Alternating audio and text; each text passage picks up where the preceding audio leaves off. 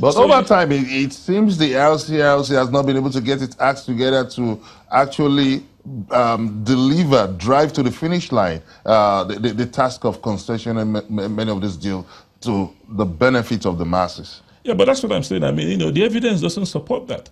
And maybe what would be very nice is for you to mention specifics. I've talked about the hydro. Now you talk about specifics. We are looking at the petroleum sector. Can I finish? We are looking at the power sector, the aviation sector.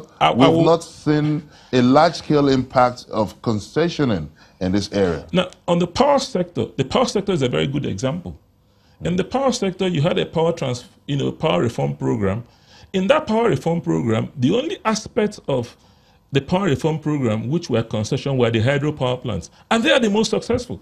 The ones you have had least problems about are the hydrogencos, Shiroro, Jeba, and Kainji have been very, very successful. In the aviation sector, you know the aviation roadmap we have that is ongoing now. You've seen the success that we've attracted, with the effort to bring back the national carrier, the aviation leasing company, the maintenance repair overhaul facility. But the teething issues has not been able to. You've not been able to address the teething issues of the national carrier. There's still issues of compensation of the ex-workers of the Nigerian Airways. There's still the issue of even the stakeholders. Even we don't even know the investor, the right investor for this the issue of the national carrier, and their anxiety that this operation may not kick off by December 1. Well, but I think this is the point you have to understand, that a PPP process is not a managed process where you determine the outcome. What has happened with the national carrier is that the national carrier has finished its development phase. So we know what the bankability is. We know what the profitability the stakeholders do not see it in that way. The stakeholders, what the stakeholders, if you watch, what the stakeholders have done is that initially, when this was mentioned, there was a lot of confusion among stakeholders. But when people spoke to us, we directed them to the ICRC disclosure portal, where they went there and saw the bankable business case of the national carrier. They saw the route, they saw what the planning was, they saw the economic rigor that has gone into determining that national carrier. Before you go to the procurement process, the next process you now go through is the procurement process of getting the strategic equity partner, and then you go through that process of implementation. So the point is that, and that's what I said to you, it's almost like the normal management process where you have a development phase, you have a procurement phase, and then you have an implementation phase. And we have just finished the development phase. So many of the questions that were being asked by people are questions that will be answered through the procurement and implementation phase. But here's the process that many of the stakeholders are complaining that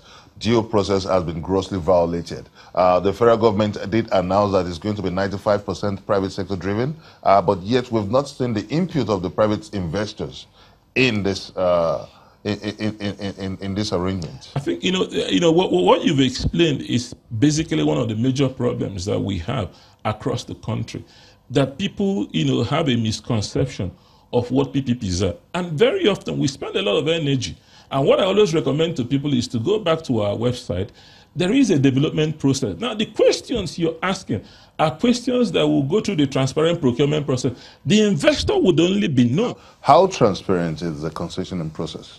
The process and I think you need to go back to the ICRC Act. The ICRC Act is very clear. The only process it accepts, it's a transparent, competitive process. And the ICRC process is that now we've gone through the development process, the OBC has been certified by us.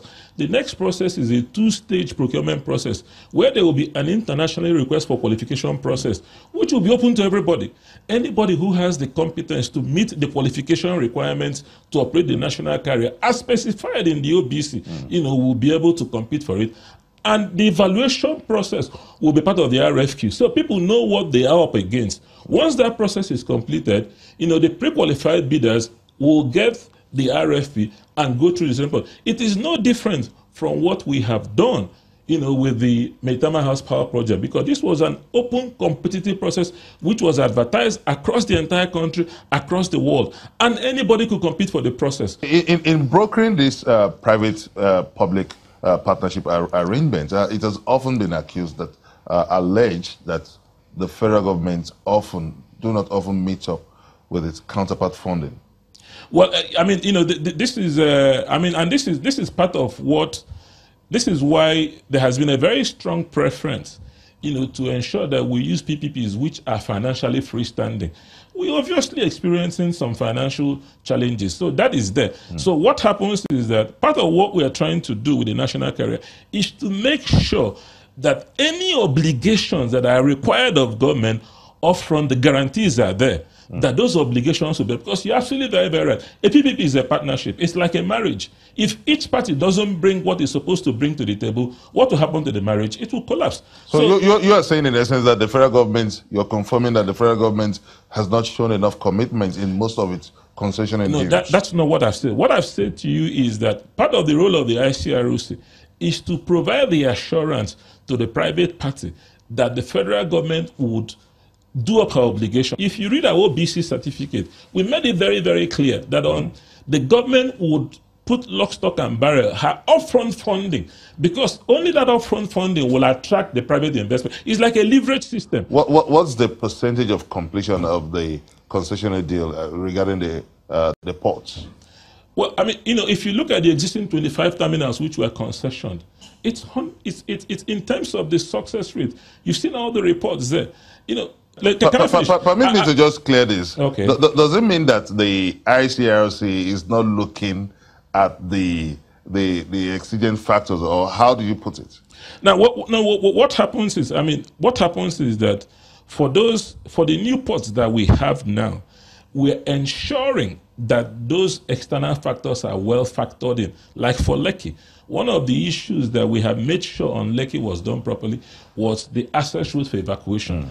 The same thing with the Bom Depot Port. The same thing with in fact, the problem you had with the inland container depots was the issue. There were two major issues which we have resolved. The first one was declaring those inland dry ports at points of origin and destination.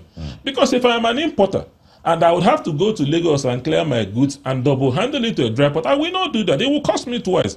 However, if you had a situation where the dry port was a point of origin, so that the bill of lading for my goods will come to Kaduna dry port like it is happening now, when it comes, it is moved to my port. Now, you also have the issue about the rail access, which part of what is being resolved by the narrow gauge concessioning, and all the major things that is being done by the logistics are very, very crucial.